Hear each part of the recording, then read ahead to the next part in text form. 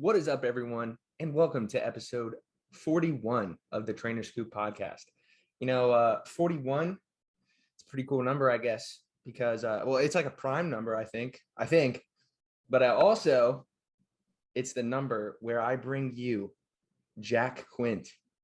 Jack, say what's up to the people. How's it going, guys? Yeah, thank you so much for having me on. I'm excited. Of course, man. I think 41 is a prime number, actually. I haven't heard of that in a while. As I was saying that, I'm like, all right, how can I make a quirky, odd intro? Because I tend to do that. And I was like, 41. I don't know anything about any sports numbers that are 41, right, but it's a prime number. So there it is. Yep. But yeah, Jack, I'm definitely intrigued to hear a little bit about yourself, your background in terms of training, education, what you do now, all that stuff, man.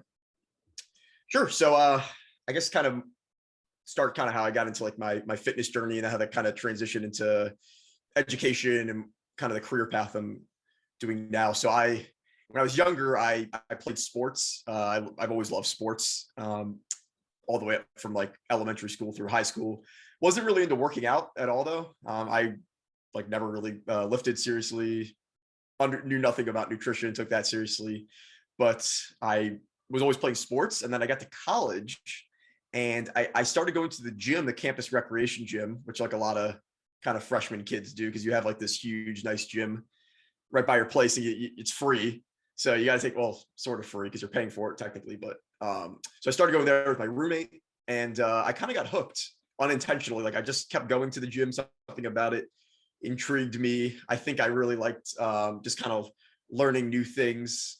And that really took me down kind of like a multi-year path of education, really, where I just kind of like, I was just kind of diving in and learning as much as I could about, physique training, nutrition, strength and conditioning, things of that nature. And that took me to basically like my senior year of college. And I was near graduation and was trying, kind of undecided on what I wanted to do with my life, but I knew I really loved fitness by that point, and it was, one of the main priorities in my life. And I decided, I think I want to pursue like a career, full time in this. I wasn't sure if I'd been working as a personal trainer for like a year and a half at that point, and I wasn't sure if I just wanted to do it part time and do something else on the side, but kind of just wanted to dive in and just learn more. So I decided to get my graduate degree in exercise science. And I went to the University of South Florida, which is in Tampa. And I recently graduated my master's there, exercise science. It was a 2-year program and it was really, really educational. I learned a lot kind of formally, like with, in the books with my classes, but also had a lot of really good experience outside of that, which, we can talk about a little bit more. I got the opportunity to be involved in like formal research under my advisor, Dr. Campbell, which was super useful because I really have always, last few years been into science, but actually being able to do it firsthand teaches you a lot. And you see kind of the nuance of how you actually conduct a study and some of the logistical constraints. And maybe, I'm sure some stuff we'll talk about today, like, research has a lot of strengths, but it also has like practical limitations, which is why when we think about like, how do we design the best, training and diet programs, when you have that like experience in person, you can kind of start to see, the applicability of things. But like I said, I got involved with research and a couple other things on campus. Unfortunately, after like a year into my program, the pandemic started, which threw actually basically the second year of my program off for me, at least. I moved back home to Maryland and I did my program remotely, helped with research still online, but obviously not as good as my first year. But I'm grateful for the opportunity. And that kind of brings me here today. I'm doing a few different things, still kind of have my hands in some research and content development now with P2 and a couple other things. So yeah, it's been a pretty good past couple of years, and I'm excited to see what the future holds. Very cool, man. Yeah, I appreciate you sharing that. And I'm interested. So when you first started training at the campus rec center, like you said, almost everybody does that. What did you find yourself doing? Were you kind of just doing what your training partner said, or did you like kind of start to look for those like valid, reliable sources that, you and I both know exist online, or how did that process go? No, it was entirely me making mistakes. I was just working out with my roommate, and neither of us really knew what we were doing. So yeah, interesting. It took me kind of like maybe a year and a half to kind of get into some more reputable education and really dive more into like scientific principles and things of that nature. But at first, it was a lot of like just bench press, curls, maybe just that. Maybe not really a lot of leg training. I think maybe I started doing some squats after like a few months, things of that. I think I did maybe some deadlifts, but no structured training or anything like that, which is it's interesting because like these days it's, I know people who are kind of even just starting out where it's like they get access right away to like, good information and like good training programming. And it's like, you can make so much more progress even early on and avoid a lot of the mistakes that like I made my first couple of years of training. And it's kind of crazy. I think it's good though, because, if you talk to anybody, like they say, like, even the people who were like the best, lifters, bodybuilders, power lifters today, basically 100% of them at some point, like made a ton of mistakes in their training, usually in the first couple of years. So I'm still kind of grateful for it, but I wouldn't say I even really learned a lot from it outside of like, just, looking back now, like a lot of, most of what I was doing was very suboptimal. But it did lead me down eventually a whole multi-year journey of education. So I think it was still good. Definitely. Yeah. Real quick with that, to offer a different perspective. Are you familiar with the guys, Josh and Zach from Data Driven Strength? Yes. I do follow. Yeah. So randomly, I didn't really realize they had the platform that they had, but I was in classes with Josh. So I hit him up and I was like, yo, you should come on my podcast too. And I, like you, started off just doing the most dog shit training you could ever imagine. And I talked to them about it. Basically, what I was doing was squatting every day to like a 1 rep max. I was doing a fasting diet and I was squatting every day. And they were like, hey, like at least you can kind of utilize that, truly exerting yourself to that type of intensity day in and day out. And you can kind of like now utilize that a little bit with your current routines and everything. So I was like, hey, well, thanks for helping me shift my perspective and having some optimism. Yeah, I mean, as long if you can't get any worse than when you start, I mean, that's good. Like, I mean, the thing, it's like, it depends though, because I feel like I don't really know exactly was like the, the spark that kind of led me towards, it kind of went from like me just doing terrible things to be starting to have solid programming. Like, there wasn't a ton like in between. Actually, something that was a factor was I actually worked with like a trainer even for a few months, even after I had gotten my certification. I worked with somebody who was a personal trainer, my campus recreation, who I ended up working with later on. He was a friend and he's a really smart kid, but that was beneficial, just having somebody I started to do things better, but to really like fine tune my technique and programming was hugely beneficial. And to have somebody like looking over you, like, hey, actually, have you thought of this, is very, very valuable. So I think that was a big turning point.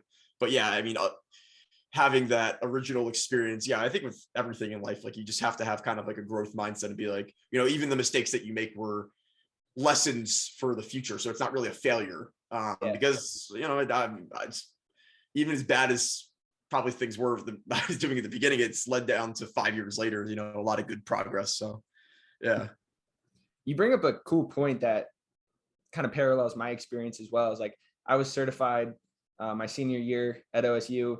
And up until then, I was kind of like, I don't need to work with a trainer. Like, I kind of like live this shit. But then I started working with a trainer at the gym that I was telling you about before. And I was debating. I was like, is it Bryce or is it this guy? I ended up going with Zach, who is like a national level strongman competitor. So I learned a ton from him. And I think it's just a good point to tell people who, maybe they're in an undergrad exercise science program. And, at least where I was, there was some egos to where people thought they knew a lot and they were strong. And I would still encourage people like that, even that are outliers, to work with an experienced coach or trainer, because one, you learn about the processes of being a coach, but also with your own training with everything. It's a very good experience as well. Oh, totally. Like honestly, if I look back on maybe coming to some of the in terms of like the magnitude of things I learned, probably training with the guy that I trained with even for a few months, because, obviously, like I said, the biggest thing was actually he really helped my technique on, I guess I was kind of into like kind of power building then. So I think I was having him, was working on my, my squat, bench, deadlift, a couple upper body lifts too. And, even just that, because as you said, one, it helped me because I knew I was going to be working as a trainer kind of like, in a few months after that, helped me learn how to, cue clients on a proper technique on things, and then help me improve my technique, which obviously helped my results in the long run. So, it's super cliche, but like the whole, like, never stop learning, but also like, yeah, you should, surround yourself with people who are smarter than you or just have different experience than you.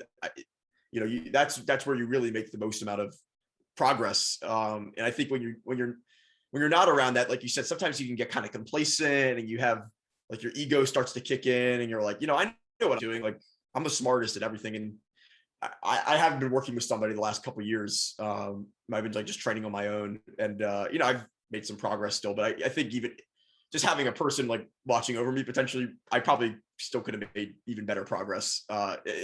Undoubtedly so, actually. So having that accountability and having a second educational person is really beneficial. Definitely. Yeah. So it seems like, over time, your sources and your knowledge kind of expounded, and you eventually started training kind of the right way, I guess you could say. But was there a major moment where you decided, hey, I'm really passionate about this. I want to research hypertrophy training. I want to, further my education down in, you said University of Southern Florida, right? Mm-hmm. Yeah. So was there any particular moment that thought really snapped for you?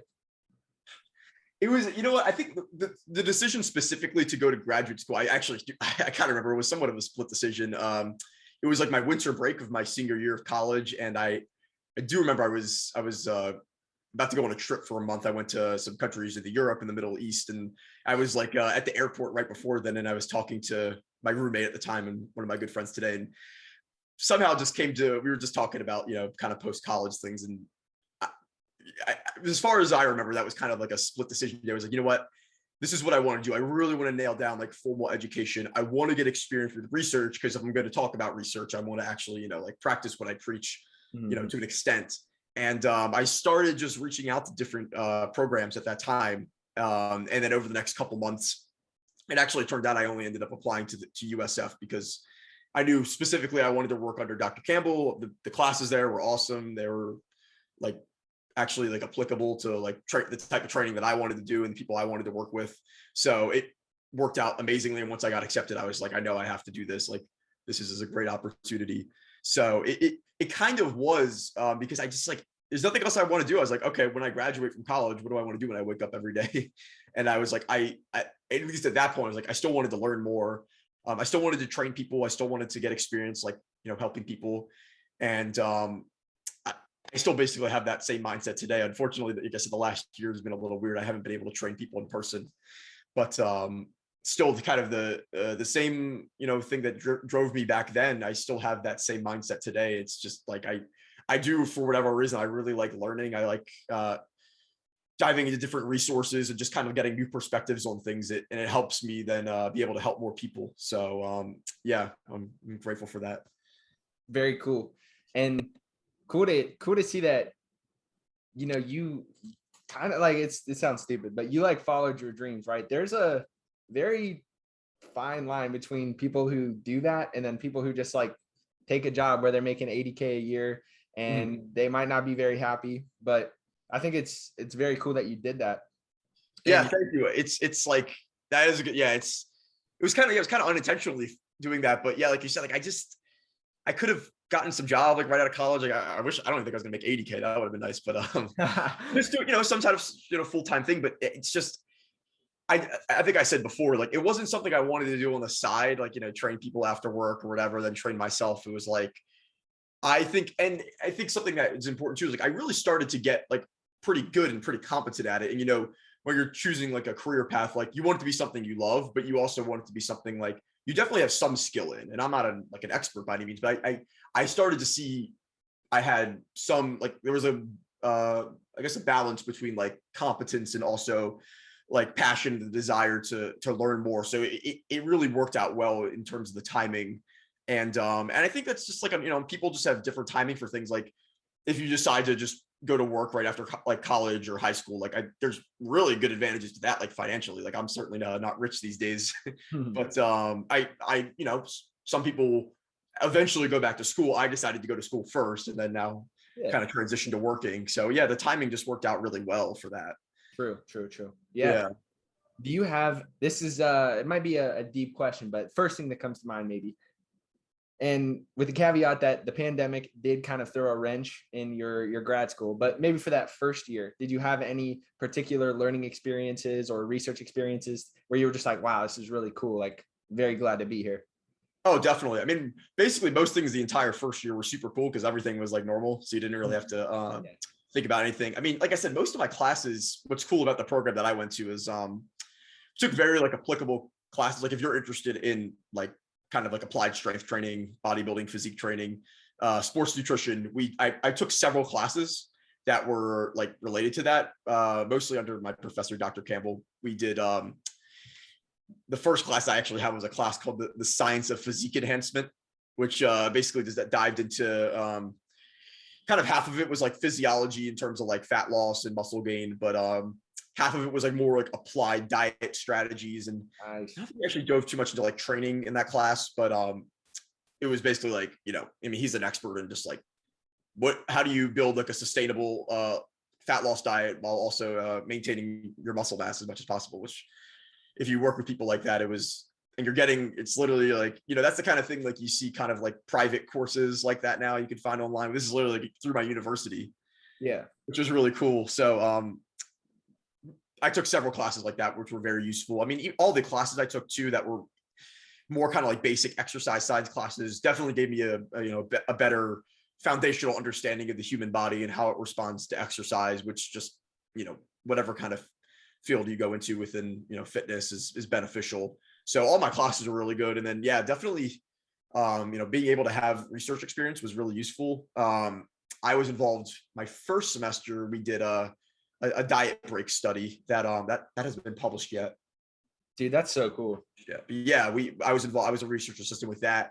Nice. My next semester, I actually helped lead a study that unpublished. It's in the works right now. We're slowly going to work on the manuscript throughout the year, which is on rapid fat loss, which was also really cool. So, we're doing like things if you're not going to see that like any other university. And like just the fact that you're, and the fact that as a student, like not even as a PhD student, as a master's student, being able to have tangible experience working with subjects, seeing how to collect actual like data. And then now, I'm graduated, but I'll have the opportunity to actually, write the paper that I helped work on is really cool. I mean, because you see all these like published papers and you don't really, know at the time, like how much work goes into it and the challenges, the logistical challenges of doing it, which gives you a better appreciation for it. So I think just coming from, finishing USF, I gained definitely a lot of technical knowledge, exercise and nutrition, but also some kind of softer skills through research, through a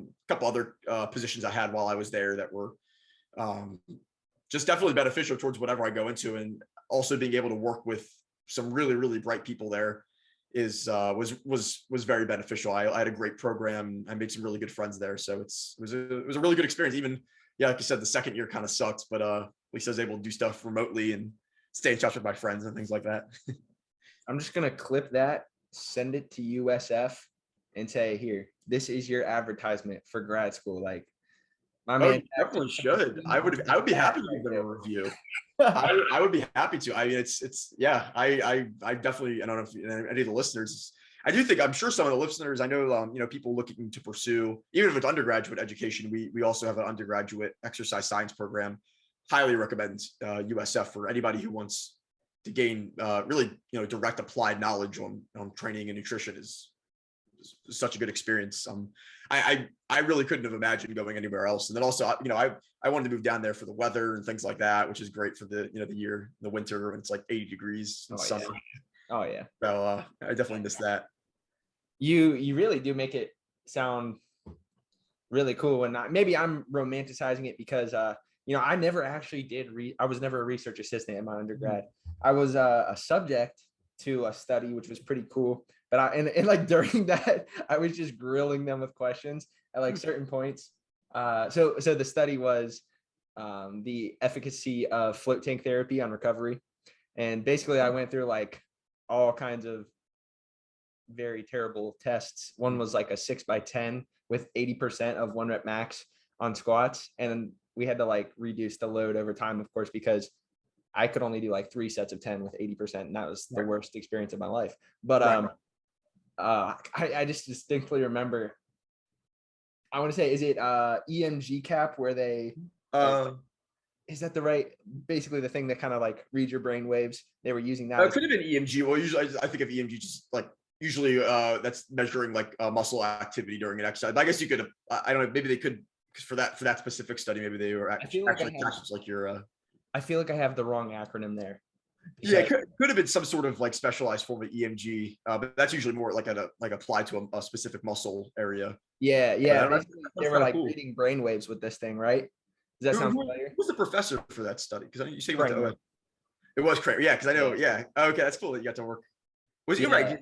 He was your professor for? Do you have him for classes and stuff? So he was quite often a guest professor, but he only taught at the graduate level and above.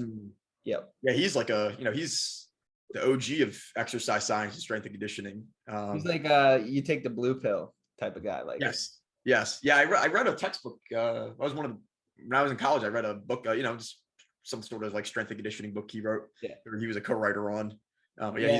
He's very well known in the field. Definitely. Yeah. Like you look at you go to reference a paper. There's like I want to say probably like a 75% chance his name. Yeah, all the old, like it's interesting because like all the old strength and hypertrophy papers, him and he was another guy who there's several people who he worked with like really closely, but if you like from 1995 to like 2010, he's still doing research, but like just like a lot of the big stuff in that field was published by him. When I looked at old papers too. Yeah, it was kind of cool. Like I think they, like back in the 90s, they were at University of Connecticut, and then they just like up and moved to OSU for some reason. And he took like 2 other guys, Marish and Volek, who did keto, and Dr. Marish was quite involved in cardio and that stuff that I'm not interested in. Cardio, come on. But no, they were great professors, and just cool to see some OGs, in the lab. They were the OG. Yeah. That is cool that it sounds like, even being a subject in a study, you can, you get to see like kind of like, hey, what actually goes into, eventually the published results. Like it's a lot for each individual subject needs a lot of time and attention. Oh yeah, definitely. It's so tough to do, but yeah. Well, I really want to get into your research, but first, you talked a little bit about the things that you did in grad school. I'm just, to get to know you better, for the people to get to know you better. I'm interested to hear like what your day-to-day, what a day in the life of Jack Quint looks like, and how you utilize some of that education in your everyday processes. Sure. Most days look pretty similar, especially the last, they've always looked kind of similar, but the last like year and a half or a little over a year, I've been living at home back in Maryland. Has been basically, I wake up and I almost always have, really over my training career, but definitely in the last year, I always work out in the morning. So after I eat breakfast, do a couple things, and then I like to work out in the morning, just kind of get it done. I have to drive kind of far to my gym that I go to, so it also just works out logistically. If I try to work out later in the day, I don't know why. It's like I kind of just can't. I just lose motivation, especially if I have to drive. So I always train in the morning. Yeah. So I train in the morning. Come back, I'll eat again, and then that's why I usually do work for a few hours. What I'm doing on a daily basis is just kind of different. Right now, my main thing I'm doing right now is working for P2, so could be making content for that. So I'll usually work, take a break, kind of like late afternoon, and then I'll work again in the evening for a couple hours, sometimes unnecessarily a little too late till 9 or 10 at night, and then I have to force myself to start winding down, and then I like to watch TV at night and hang out with my family, hang out with my dog. What are you watching these days? So it was also, this is something good to know about me. Up until like the pandemic, actually, I never really like watched TV like shows. Like, people just like watch shows. Like I never did. I was like, oh, that's for lazy people or stuff like that. I had like a poor attitude Yeah, about I like, feel that. I was the oh, same you way. can't watch TV. Like that's for like, but then I realized that's foolish. And I think actually having time to wind down at night and is good. And it's also some shows are really awesome. So I like being able to, like the beginning of the pandemic, I got into like different shows, different movies. So I kind of went through those kind of fast. And then I really like sports. So I actually, most of the year at night, I actually usually watch, like, I love basketball and football, and that's been on a lot the last year. So I usually, it's like I just kind of, I'm watching a game or something like that. But if there's not that on, I do have different shows. I really like Marvel stuff. I don't know if you're into Marvel. Oh yeah. Oh yeah. Oh, okay, cool. So yeah, there's like Marvel shows now on Disney Plus. So Did I you watched watch the Captain America? the what? The one with the new The Captain. what if? The new Yeah. What If with Captain America. That one's good. Yeah, I just watched that last week. I need to watch. I don't know if there's a second episode. That was a good show. There was a second episode last week, which I still haven't watched. But yeah, I like the Marvel shows and movies. I've always liked those actually, but then now they actually have shows. You can watch them like weekly, which is nice. I like, but I like different sitcoms and stuff too. Like I like The Office a lot, so I've been watching that the past couple of weeks again. Yes, The Office, Family Guy, I like a lot. I've watched that for a while. I just started Friday Night Lights last night. Have you seen it? I think I saw it years ago. Yeah. So it's interesting because I didn't used to watch stuff like years ago, but then kind of like high school, college, I stopped watching TV. I did used to see Friday Night Lights. So that's really cool. As a sports guy, I don't know, man. It's gas. Yeah. You might like it. Definitely. Yeah. I used to watch that. That is really good. I feel like I have Netflix and stuff. I think the quality of Netflix has gone down a bit. Oh, definitely. Last years, like a lot of the stuff I was watching on there got taken off. So I'm like, all right, I don't really watch a lot of stuff on there right now. It's more so I usually just watch cable or sports. I feel that. Yeah. So to further expound upon the day to day, what's your training goals looking like these days? So, I was saying before we started recording, I don't really post about my training, but I am like I do take my training like pretty seriously. Mm-hmm. I'm a recreational bodybuilder, I guess. Right. So I don't have interest in competing or anything like that, but I do train like purely for hypertrophy, which is I've been doing, I would say, the last like 3 years. I had like a maybe year and a half stretch where I was more into like power building. But now I'm really not into my strength goals at all. I don't have any strength goals at all. So I train 6 days a week, Monday through Saturday. I generally, programming is a little different, but I generally follow like kind of like an upper lower split. Mm-hmm. I've been doing it. Just seems to work for generally like a training frequency for each muscle for roughly 3 days a week works pretty well for me. I recover pretty well from that, and my schedule's pretty open, so I can dedicate like a good amount of time to training, which is nice. Yeah. So yeah, I've been doing that like pretty consistently for the last couple of years. I make changes between training cycles on different things. I recently switched gyms, which was actually kind of good because it got me some new machines and stuff like that. So that helped increase my training variety, which was nice. So now I go to 2 gyms. Actually, they're right next to each other. But yeah.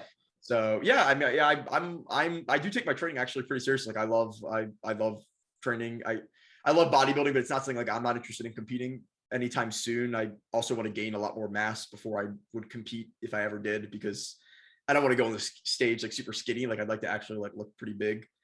So so it's training's pretty fun. It's been a little weird the last year, but it's still been pretty solid. Oh yeah. So it's been pretty good. Very cool. Yeah, man. I think about last summer, because during the pandemic, I feel like Renaissance periodization, my kids were they kind of like very much took advantage of the amount of screen time people had and just, putting out good information. So I was like avidly consuming that. And I was near a gym. Well, I really wasn't near it, but it was the only gym I could go to, which was in Philly. I lived in the East Coast last year. And so I went to Iron Sport Gym where Dr. Mike and Charlie. Charlie trains, right? Yeah. I was back like 2 weeks ago and I saw Charlie. dude's massive. It was- That's so funny. Yeah, he's guy is huge. The guy's made amazing progress. yeah. So that's cool. So I've seen that. Yeah, I've seen because I watch his training videos. Yep. So that gym's pretty cool. It's I guess it's is it kind of like a powerlifting gym, but they do have like they have bodybuilding equipment, I guess too. I think so. Like Steve, the owner, dude's a legend. Like Okay. legitimately a legend, and like the most hilarious human being I've talked to, with his stories. But so he was a Highland Games athlete and kind of built it up around powerlifting, strongman. You can do limited Highland Games, I guess. There, weightlifting is also big there. But he just has this old school like Nautilus hack squat, and I want to say either a Nautilus or a King leg press that you see them using in the gym. Leg presses. I love the leg press that it just looks so smooth. Oh man, because it's like a really big platform, massive, which I like. I think the ones I've used this year, like I've hated. I used to love leg pressing, but the 2 leg presses. Is it a Lifetime brand leg press that you've been using? So the one that's actually the one is a Lifetime. At the one gym, the one in my current gym is what's the brand that starts with an M? Because it's like a Matrix, which actually like some of their equipment, but at the leg press, I don't like. It's range of motion is weird. I've been on a Matrix leg press before. Okay, yeah, and the other one's a Lifetime, which is actually a little bit better, but it's still not great. But the one he uses is like awesome. It's like awesome range of motion, a huge platform. Man, I have never had a closer experience to death than I have on that leg press. Oh yeah, I'm sure. Awesome. Yeah, man. I was over there and just seeing that and training there during the kind of the pandemic because he didn't really close and I wanted to work out. So okay. Yeah, I think they were still able to train there, I think. Yeah. Good. I mean, I couldn't train a gym for a couple months, but I got lucky. I had dumbbells. I actually got dumbbells like really early on before everything started selling out. So I had like a pair of adjustable dumbbells that went up to 25, and then I also had 55s, so I could do like kind of some heavier lifts or some just like a dumbbell chest press. What else did I do with it? Like rows, things like things that you just can't do with 20 pounds and still get like a decent stimulus. Right. So I maintained my gains pretty well before I could go back to the gym. Oh yeah.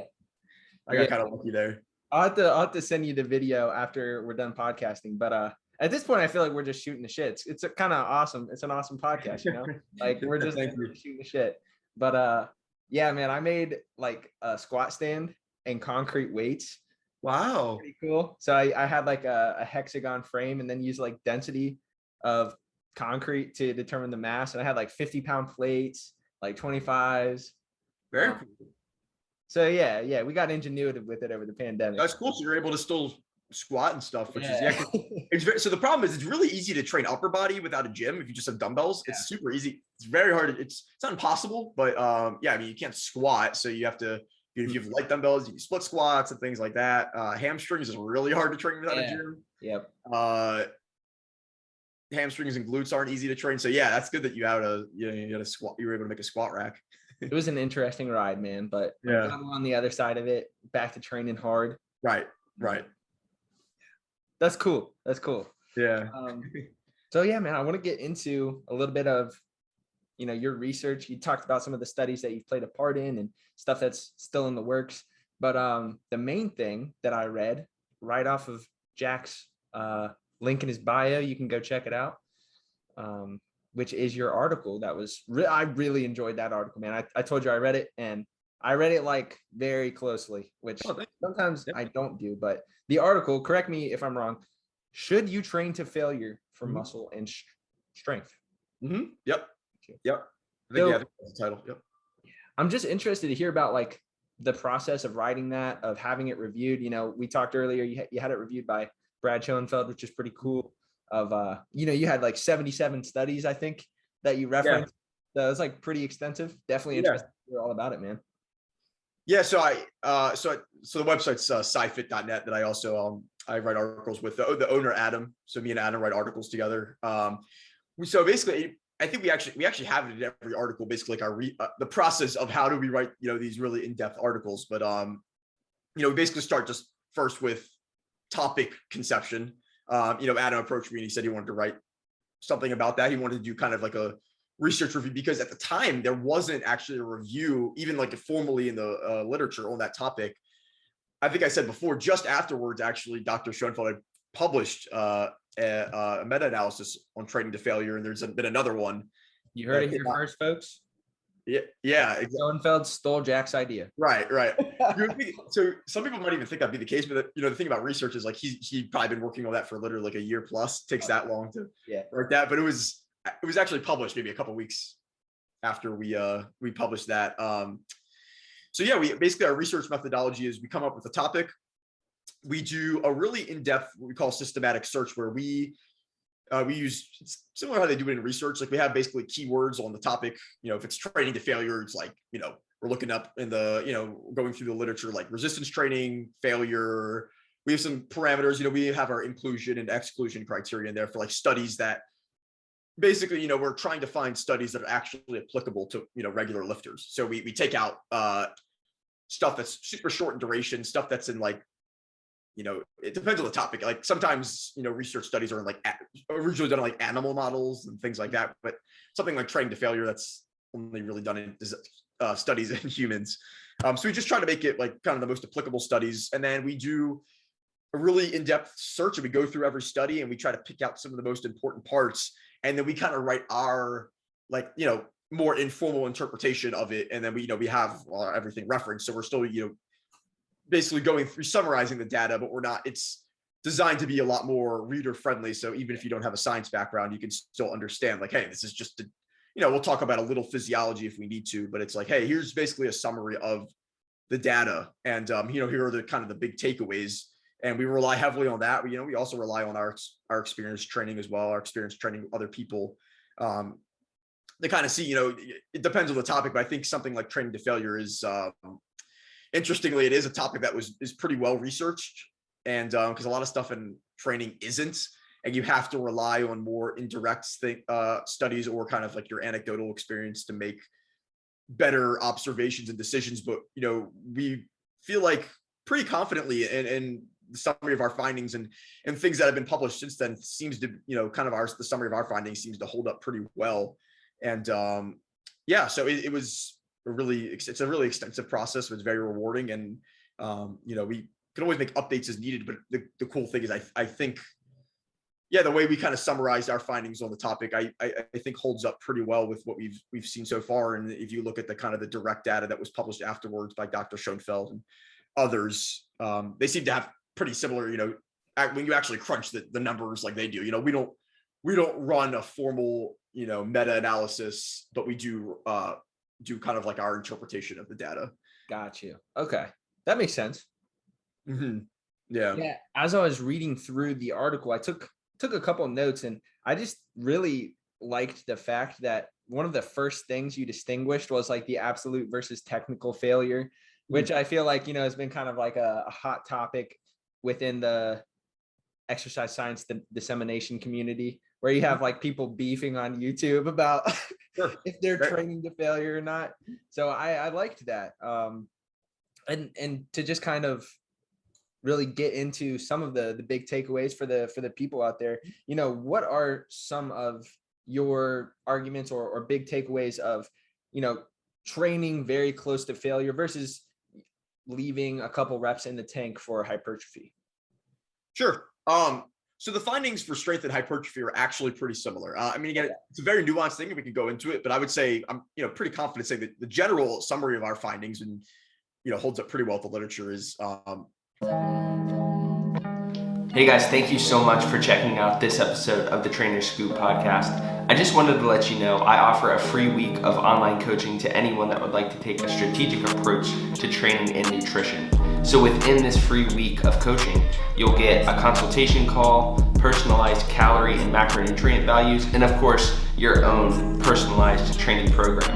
So if you or anyone you know would like to take advantage of this offer, feel free to just shoot me a DM on Instagram or Facebook, or just follow that link in the description of the podcast and it'll take you right to it. Thank you so much, and back to the show.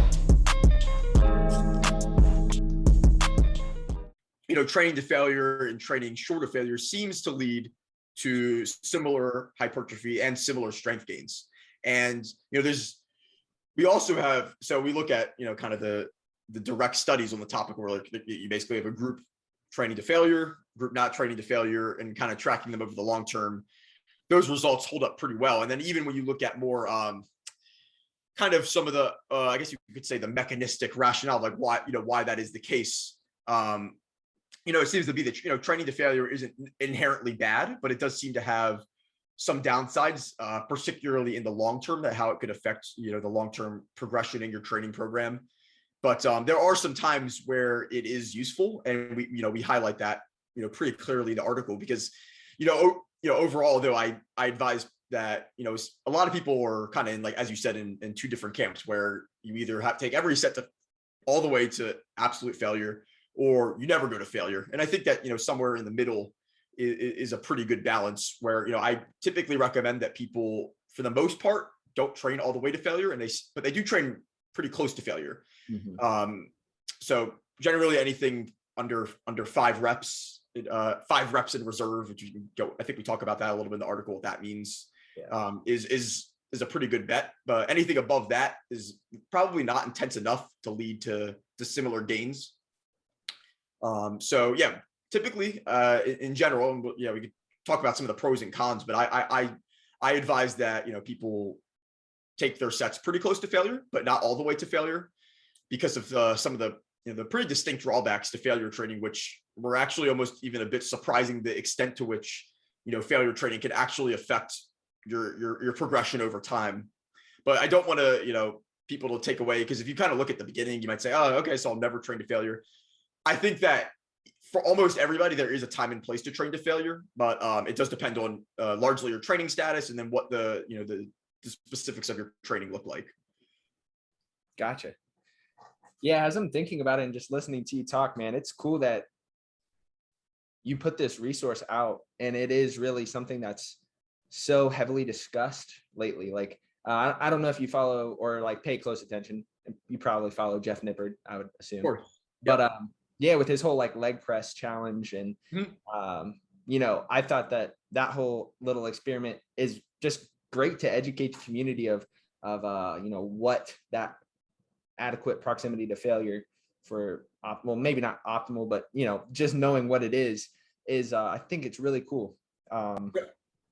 It's really interesting that you brought that up, because I actually think so something I've taken away from Jeff, which he popularized maybe a few months ago, which is actually something we kind of touch on for one of the reasons why when you would recommend training to failure, and as you mentioned, is being able to adequately assess your intensity level. So something that Jeff, I think he put out in a YouTube video a few months ago, was this idea of like, hey, how do you know you're actually training close to failure? Yeah. So he popularized something called, I don't know what he called it, but it's kind of like an RIR RPE check. Yeah. All out. I think I actually made a post recently for P2 on that topic, because I think it's super useful, because as much as we could talk about kind of some of the data behind RPE and RIR, the reality is, and the data even supports this, that a lot of people underestimate their RIR, their intensity, especially as if beginners. It's in several studies that have found people sometimes really underestimate the intensity of their sets. Like they think they're training like at failure, and they really have like over 5 reps in reserve. Yeah. So something he recommends is, hey, when you're doing a set, you think you're starting to get close to failure. You say, hey, you stop, you don't literally stop. You say to yourself, hey, I think I have 3 reps left in the tank. And then you do as many reps as you physically can do, remaining. And if it's 3, then you were right. Then like, okay, that was that intensity level you stopped at was a 3 RIR. Now, but sometimes people get 8 more reps when they really start pushing themselves, especially psychologically, or sometimes people only can get 1 more. That's a bit more common for advanced lifters who, because we're so dedicated to everything, we almost tend to overestimate the intensity of our sets. Probably less common, but it is, there's people on both ends of the spectrum. So, the leg press challenge is a great example, because on that list specifically, a lot of times I think people hold themselves back a lot more. They don't realize, how close they can really, really get to failure. And that really helps, distinguish when we look at kind of some of the data on, RPE and, how close you should train to failure compared to, what it really looks like in the real world. Because sometimes it's hard to equate for that in these studies. Like, are they taking sets the way Jeff Nippard is showing you to go all the way to failure? Or are they, just stopping when they feel like it, when they really have a little bit more in the tank? Yeah. Man, okay, I have a couple things I want to talk about. So if you haven't done that, if I would say, maybe have a spotter or do it on something where you can be safe. Like definitely have a spotter if you're doing with a leg press. Yes. Maybe a leg extension could be a good proxy for not having a spotter. That's just something off the top of my head. Don't sue me if something happens there. But I was at another Philly gym. It's called Power Build, which it's big powerlifting gym now. And my guy Danny, who had on the podcast, shout out to Danny. He studied under Dr. Mike Israetel at Temple, and then went to do the masters at like East Tennessee, and now he's doing the PhD. Oh, nice. So he's a beast. And awesome. He was I like randomly asked him because I didn't know how to adjust the combo rack. I was like, dude, can you help me? Then we started talking, and the next thing I had was leg press. He was like, what's your like RPE on this? I was like, oh, I'm going like RPE 8. It was one of those Cybex leg presses, and I have 4 plates on each side. And he's like, I don't really think that was a RPE 8, man. I was like, oh, cool. He's like, I'm actually doing leg press today too. So like, let's figure this out. And I was doing like sets of 8, and I got up to like 14 until the point where I saw like 6 reps, man. Wow. And then I just felt it like sinking back onto me, which was like a pretty yes. crazy feeling, but definitely woke me up a little bit about the capabilities of what I was really able to do. Was that one of the, was it the squat press? Yeah, squat press. I love this. I wish I had one of those. I love that. That's gonna be one of my next purchases, because I don't know if you saw on Instagram like the gym setup I have. Yeah. That would be. I've been shopping it, man. But like a nice hack squat or a really nice leg press, you could like buy a used car. Right. They're really. You can. There are some combo hack squat leg presses. Yeah. Yep. I'm sure, but then the problem is they're probably not. They're just not that good. Each individually.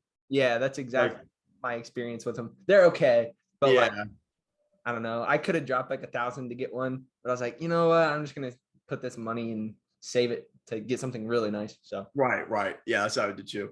But yeah, you said something before I wanted to. So the whole idea of doing that. So when we're talking about training to failure in our article, but that's usually what I recommend is, if you save your training to failure for times when recovery is not really an issue. So typically towards the end of a training cycle, I advise training close to failure for 2 reasons. One, now your recovery is not as much of an issue because you have a deload next week, presumably, or you have some sort of transition before you're not trying to overload the next week. So for reason number 1, where it's a lot more appropriate to train to failure. Then 2, as you kind of did in that example, you're able to actually test your capabilities to ensure that you're really training close to failure. Because sometimes let's say you start a training cycle, and this is typically what I do, and you're aiming for maybe only an RPE 7 and RIR 3 to 4 because you don't want to train to failure at the beginning of your training cycle.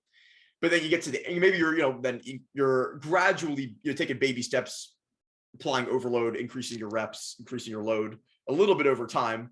But then you get to that last week, and then you do kind of something similar to what you do, but you really start pushing it, and then you realize you actually could do like a lot more reps, because then it lets you know, hey, you can adjust your loads and your reps for next training cycle, because now you were underdoing it for the first few weeks. Definitely. So because I think that's one of as I said, it's one of the major downsides of RPE, RIR. They're very good for auto regulation, and I think for when you become more advanced, they're almost essential.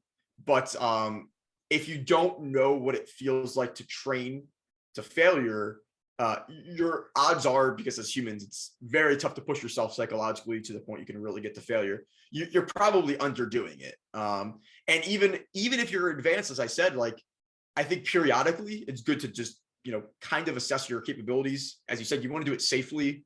We also highlight in our article, we don't recommend, as you said, going to failure without a spotter on something like a leg press, a bench, squat. But like leg extensions, calf raises, curls, lateral raises, things that are not at risk for injuring yourself. You can really start to push those a lot more safely. But anything that requires a spotter, get a spotter. Oh yeah. Don't let all the weight fall on you because you're maxing out. I see that way too much. But that's kind of I mean, we've kind of highlighted what I would say even just there is like the kind of the major trade-off of failure training. And then where I think it does still have utility. And I think some people like never take any sets to failure. I think you could actually never take any sets to failure and you'd be totally fine. And you'd probably get roughly equal gains. Mm-hmm. But I think even just to assess how intense your sets truly are periodically, even just then it's beneficial for that. Definitely. Yeah. So one thing that I feel like, once again, we're talking about them a lot, but they're pretty active. Renaissance periodization, Dr. Mike kind of popularized the, I don't know, I guess I say periodization scheme of hypertrophy, where, you start at 3-4 RIR, take the mesocycle until you are training one RIR, maybe you're using intensity techniques to go to complete failure, whatever it might be. From the research that you've sifted through and been exposed to, are you a fan of that model, or how would you do it if you aren't? I actually am, and I do use that myself. I know that's a topic that's kind of like controversial. Like, actually, there's actually even been they've actually been involved in like some formal kind of literature. I don't know if you've ever like. There was last year, I believe, or the year before, there was like a back and forth paper that they wrote in contrast. I think Eric Helms and some of his colleagues, they wrote a kind of a back and forth on that model of progression, and that was a cool. Yeah, it's a really good way to look at it. And I think I said before, I think either way, and I think actually, and both of them agree too, whichever approach you take, it's very likely to lead to similar gains. We don't have any direct data on that topic. It's actually, what's super funny is in one of my grad school classes, we basically had to come up with a research study design that we don't actually do, but that we would like want to do. And that was basically the study I put for my assignment. I was like, I want to see a study where two groups basically matched for volume. But the difference is how how the volume is distributed and how the intensity is distributed over the training cycle. So you can take the RP style of like volume gradually goes up as relative intensity also gradually goes up compared to keeping things static, where you're just doing the same amount of sets per week. And then you're also keeping, maybe you're training on average like an RIR of 2, something like that, RP 8. Yeah. So you're training pretty close to failure, but you're not going all the way to failure. My hypothesis would be that, again, it would likely lead to the similar growth, because I think that volume itself is a larger predictor of hypertrophy, as long as it's at a high enough intensity level. So, like I said, anything roughly below 5 reps in reserve, I think it's going to lead to similar progress. But I personally am a fan of the kind of the volume and intensity ramping up approach. One of the reasons why I think it also works practically is in terms of work capacity, where, you're at the beginning of a training cycle, we talked about, you don't want to burn yourself out at the beginning of a training cycle. You don't want to unnecessarily train at a very, very high intensity when you could train at a lower intensity with lower volume and kind of milk out those gains. And then, gradually over the course of the cycle, as your work capacity improves psychologically, you're able to handle a bit more. You kind of go up and up and up. And then, once you get to the point where you can't overload anymore, you're noticing fatigue's really high, it's time to deload. And you can kind of pre-plan that, or you can do that in more of an auto-regulated fashion. And you kind of repeat the cycle. But I don't think anybody should be like dogmatic about it, because you certainly could take an alternative approach, and I think you could see very similar results. And I think it really just comes down to personal preference, because we don't have any direct studies on that right now, which is necessarily superior. But as long as you're doing a sufficient amount of volume and your sets are taken close to failure, you're going to get gains one way or the other. Mm-hmm. Hey, if you ever do go through with that study design, you got a subject, hit me up. Oh, that'd be great. Yeah. I mean, that's, it's like I think you were saying before, if I ever did a PhD program, like that's kind of some of the stuff I'd want to tease out. It's unfortunately going to most universities with like a PhD idea of like, hey, this is what I want my research to be. It's just not enticing to a lot of people, because there's not a lot of funding in that area and things like that. But I hope, one of my professional goals eventually is to be able to carry out original research, whether it's through a university or on my own doing like private research. So I would love to be able to study something like that. Oh yeah, that's really cool. And man, like, it's funny as you were saying that, I was like cracking up. I tried to go to bed at 11 o'clock last night, right? Couldn't sleep for like 30 minutes. So I pop open my laptop and I'm writing out some programming just because I was like, what else could I do? And I was like having that internal debate about my current mesocycle, which I'm actually kind of like recycling an old one. I've always been of the mindset similar to you, where you kind of like progress it over time and then, deload. But I was like, I might just try like a 2 RIR for this whole like 5-6 weeks and see what happens, just to have that experience for myself. Because with hypertrophy training, like you said, unfortunately, the funding hasn't been there to do the research. And it's like slightly, I feel like they have a very good idea, but slightly anecdotal and individual at this time. So I was like, you know what, I'm going to try it, see what happens, see how I do with it.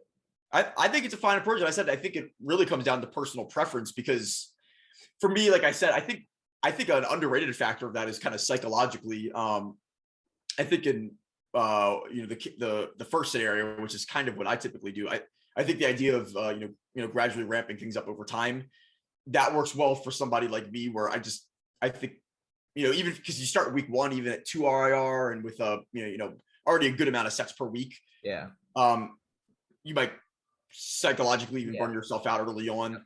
But again, it's individual. Some people not, like some people just like training like that, and just kind of repeating that every week. That's actually what most people do. Like they don't do the kind of ramping up approach. But yeah, I'm certainly open to either one. But yeah, as far as I'm aware, there's not any direct data on one approach being superior to the other. And I think kind of combining them to an extent is just good. We are just auto-regulating it basically. Yeah. I think that's probably what's best, and just individualizing it to like, how you like to train and how you're recovering is really all you can do. Yeah.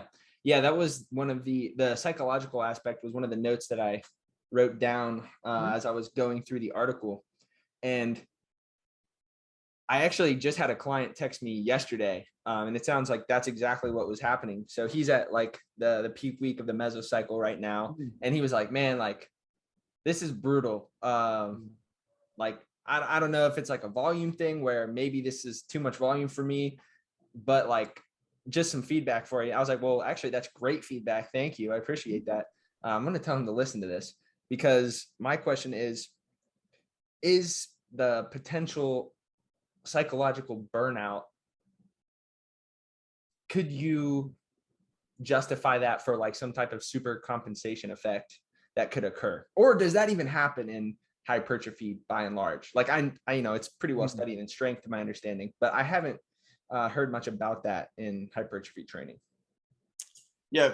So the difference between psychologically and physiologically for supercompensation specifically. Yeah, as you mentioned, for strength, it's pretty well known that something. So supercompensation is also sometimes known as like functional overreaching. Yeah. Where that's basically what you do, training to extremely high degree for a short period of time. Does that help?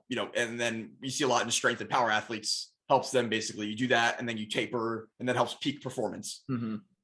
Hypertrophy training is different because it's like it's not performance specific. It's like a physical change in like your muscle size. So I was actually looking at last night just to kind of brush up on this topic, but basically there's not a lot of direct studies on this. There have been a couple studies published recently though that have more so like indirectly looked at this, but they have found a called like a delayed supercompensation effect, where basically I'll just briefly summarize the findings just so you can see the applicability of it. But there studies in using BFR training, blood flow restriction training, which is not what most people are doing for the bulk of their training. And they're only measuring the quads. So it's just like knee extensions with blood flow restriction on a really, really high frequency and a really high intensity approach. So you can kind of think of it like similar to a peak week in a mesocycle, right? Like as you're describing with your client, like, you get to that last week. I'm actually in that right now too. And it's just like, ton of sets. I don't know this. I can't remember the set volume off the top of my head, but it was very high frequency. I think it was 5 days per week and really high intensity. So like all sets to failure, which is, most people are taking their sets pretty close to failure during their peak week of their mesocycle. But this is like all out to failure. And if you can imagine, like, maybe doing the extensions with BFR, like crazy intensity, like actually, yeah, I actually remember I talked to somebody about this study before, even like just jokes, like imagining like how are you even like trying to get subjects to do the protocols in these studies. How well were they paid? That's what I want to know. Probably, yeah, because I think that this is a research group. I think they're in Norway. It's like Bjornson and colleagues. They do. Yeah, there was a study in 2019 that was published, and there was one that was published this year, very similar. What's interesting is, which is why I think this is worth bringing up, is because in one of the studies, all the sets were taken to failure. In the other study, it was actually a comparison of failure versus non-failure training. So it was, and I don't remember if, I don't actually, I'm not sure if we touched on that in our article or not, because our article came out last year, so we wouldn't have been able to have that in there by then. But basically they found that the failure, non-failure training led to similar gains, but there was a super compensation observed, basically where they measured their muscle size right after training, right after they finished that training block, and actually decreased in some subjects. The mechanisms for that may be to extremely high amounts of muscle damage induced in that last very high intense week of training. But what they observed, even I think it was upwards of, I think it was 10 days after that training block, they actually saw their muscle size increase from baseline. So, that actually there was an observed super compensation effect, even when they, so what's important to do in a study like that is you want to measure the muscle size a few days after, like, the 10 days, even after training, because the first couple days after a training protocol like that, there could be a lot of swelling, which could be, it's not necessarily an increase in like actual, cross-sectional area. It's just swelling. It's just edema, which is, it makes you temporarily look bigger, but you're not, it's, you're not actually, your muscles aren't actually any bigger. So even controlling for that, they were, in both of these studies, they did observe a compensation effect. And like I said, in the second study, they observed that whether the subjects were training to failure or short of failure. So I don't think that's why I said, I don't even think it's necessary to train to failure in that last week. I think you could probably even stop short of failure as long as you're doing, that study's still a very high frequency, high volume, high intensity overall program. Mm-hmm. So I don't think it's the failure itself that's so important for that last week. For I think RP talks about like, hey, like, why do you guys recommend doing that? Is it for like some sort of super compensation benefit? It's iffy if it's the failure training itself that's leading to that, but it could be at least partly due to that. But I think it's more so due to really high set volumes, high intensities, and high frequencies. I think when you add all that up for a short period of time, there could be some sort of functional overreaching effect, which you temporarily get a decrease in muscle size, but afterwards you get a delayed effect, which is pretty nice. So that's a area of research that I'm definitely interested in expanding upon over time. But right now it's kind of rare, but I think practically, I think that's again more evidence of why I think it's beneficial potentially to kind of gradually ramp up sets over time and have pretty high set volumes in that last week, and also to train at least pretty close to failure. Yeah, very cool, man. I appreciate you tackling that one. It's not an easy one, especially with how fresh and limited the research is. Mm-hmm. But yeah, that'll be very cool to see over time what the findings are. So I appreciate your insights with the knowledge that you bring to the table on that. Very cool. Yeah, for sure. Yeah. So definitely want to be mindful of your time. Probably. Oh, it's already 3:15. I didn't even realize that. I know, right? That's great. That flew by. Good, but yeah, we were talking for a while. Yeah. We were. But I'll say one more solid question. And this one was based off of a post that you made on the personal. Real quick, I want to plug a couple things. If you're not operating a motor vehicle or heavy machinery, go ahead and follow Jack, and also follow. Is it what's Progressive Performance? Is it like P2 or something? I think it's just Progressive Performance P2. Okay. Yeah, it's just the brand name. Yeah. Yeah, go directly to that. Mm-hmm. So there's some great work that Jack does, putting out educational posts on that platform. And then what's your, if they want to go back, they could check your personal, right? Go to my personal. Yeah, we're talking off air. I don't post a lot on my personal page, but I have been spending a lot of time the last few months making all this educational content on the Progressive Performance page. So you can go there. I also, we've been talking about an article I wrote for scifit.net. You could go to a link in my bio. That'll take you to that article and the website in general. We have dozens of articles, actually. We have another one coming out soon that I'll post about soon as well. But yeah, we have a lot of long form stuff going on out there if you want to dive more into stuff like that. Very cool. I'm going to link all that stuff, and I need to read more of your articles, man, because I really do think you do a good job with them. Thank you. But yeah, the post that I saw was talking about protein intake. And especially now that you're telling me some of the coursework that you did at USF, like definitely interested to hear your thoughts, because once again, this one practically comes up for me as I'm helping people establish macros quite frequently. So, widely in the literature, there's I guess the way to phrase this is kind of like the bro thought of 1 gram of protein per pound versus, what's in the literature, which was like 1.6 per kilogram. There's a pretty big difference there. So is there any major benefit to having a higher protein intake as it pertains to gaining muscle? I think 1 gram per pound is really, really solid. I think, I don't remember. I actually did something. I think during my grad degree, I did a presentation on this topic of like, kind of like, hey, like, where's like, why 1 gram per pound? Like, where does that even come from? I think it's because it's super easy to remember, and it's a nice solid number. And I think overall, if you look at the literature, that's pretty in line with what you need. But based on my reading, I think you could get away and make similar gains with even slightly less than that. So like you said, like 1.6 gram per kg is about 0.7 to 0.8 grams per pound.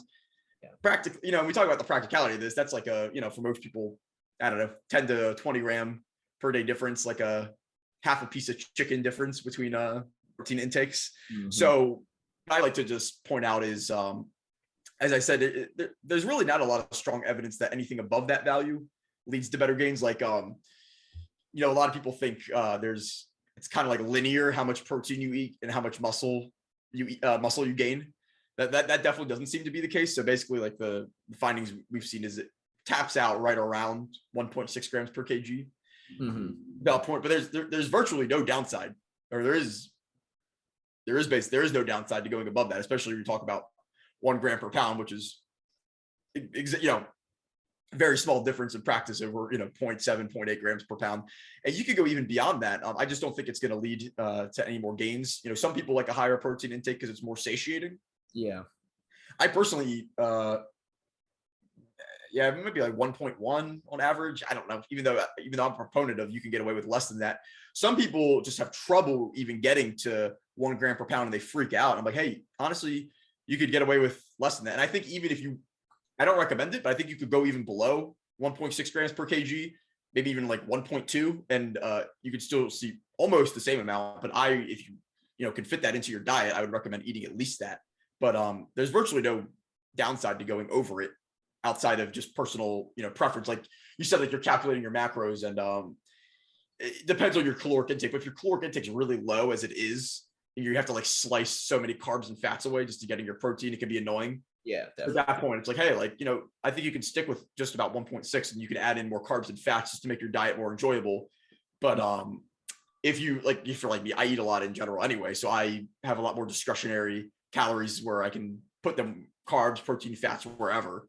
So it's really up to your personal diet preference. But as far as my reading of the literature, I think, most things fall in line with, anything 1.1 gram per pound and above is, almost unnecessary, but it doesn't have any downside. So right.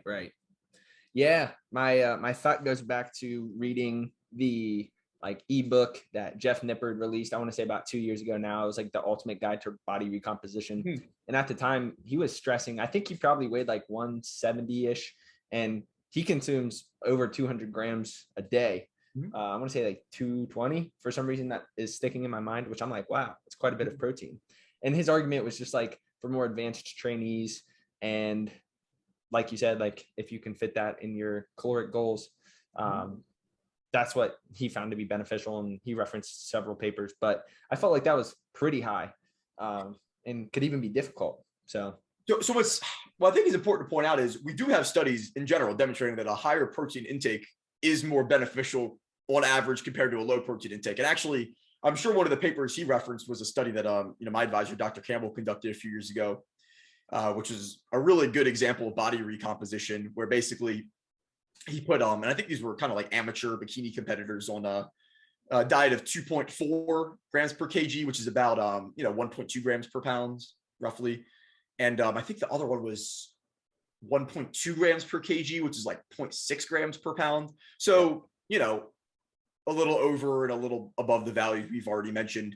And he found that the higher protein group basically demonstrated pretty good body recomposition. So even while they were dieting, they lost body fat, but they also gained lean mass. So in general, there is strong evidence that a higher protein intake is more beneficial. What we don't know is directly like, hey, when we compare, we don't have, as far as I'm aware of one study that's actually compared, the number I typically recommend is recommended in the research, about 1.6 grams per kg compared to something above that. So like I said, in the study I mentioned, it's found 2.4 was superior to 1.2, but we don't know if it was 1.6, what the difference would have been. Yeah. There is one study that looked at 1.6 compared to 2.4, which found a slight advantage of 2.4. But it hasn't really been replicated, and it's very scarce, comparing above that value. So I'm a huge proponent of higher protein diets. I honestly think as long as it doesn't, mess with your calories or your nutritional preferences, I actually recommend usually about 1 gram per pound. Like if I think it's just easy to remember, if you could eat that. But don't freak out. Like if you can't hit that, because there's a lot of data that you could eat a lot less than that and still get the same gains. So that's kind of the takeaway, like especially in terms of body recomposition, you do want to have a higher protein intake, but you don't have to go like super, super high. Yeah. Very cool. Thanks for clearing that up. And it's interesting just to see that slight difference. And I mean, like we said, it'll be cool to see when and if the research comes out, but that'll be an interesting one as well, where they're really getting into like maybe limits of, I don't even know what would be realistic, like 1.5 grams of protein per pound, and seeing if that would happen. Sure. Because I think I do think a lot of people, that is very common in bodybuilders while dieting, like they go a lot higher. And I think there's some theoretical rationale, like as you said, I'm sure for body recomposition purposes, to maintain your mass, theoretically totally good, but we don't have really any like actual long-term studies that have looked at that have found that anything above about 1.6 while dieting is better compared to 1.6 itself, which is why I recommend a minimum of that value, but I don't think anything above that is bad. It'll be interesting to see if there's more studies on something like that. Hey, add it to the list of things that you have to do in your life. know I have to I know I need to find a way to do all these studies. Maybe they're underway. I do think potentially, I don't know, Eric Helms has some stuff going on in his, over in New Zealand. They do stuff. I know they have some stuff in the works similar to this, but I don't know the specific details because I'm not there, but yeah. That would be a cool research trip experience. Yeah. Over there. Yeah, for sure. Well, Jack, I want to be mindful of your time, man. And I feel like we hit on some very pertinent and just good to know topics today, man. So I really do appreciate, once again, you taking time to talk, share your expertise with everybody. It's been cool. Yeah, thanks so much. Yeah, I've had a great time. Really good conversation. I feel like we hit on a lot of good points. And if people want to learn more, like I know that we talked about training to failure. We try to dive really in depth everything in that article. You can do that. If you have any other questions, they can reach out to me personally. More articles and other content to come. So yeah, awesome. We'll be on the lookout. If I see something, I'm gonna plug it up on the story, because I always like to stay in touch with my podcast guests. Oh, thank you. Appreciate it. Continue this whole really cool era of learning about working out. It's something that I really enjoy, and I'm glad that y'all are doing some good work. So yeah, we're learning more and more. We're learning more and more every month, and it all adds up over time. So that's what's cool about all this stuff, is everybody's contributing, and we're learning more about how do you train and eat to look the best, which is what we all want. And it's awesome that we're learning more. Oh yeah, definitely. Yeah. Well, I just want to thank everybody listening as well. If you made it this far, I do appreciate the support. Once again, check Jack's work out rather. You can check him out if you want to. I don't know, that might be weird, but definitely show some support. Go follow Progressive Performance, follow Jack. I'd really appreciate if you showed some love to the podcast as well. Share it around on Spotify, leave me a review, even if it's 1 star. Bad news is good news or something. I might have butchered that saying. And then if you're watching on YouTube, I really appreciate it if you hit it with a like. Maybe drop a question down in the comments, and we can get Jack on for a part 2 eventually. For sure. Yeah, thank you all once again, and we'll catch you in episode 42.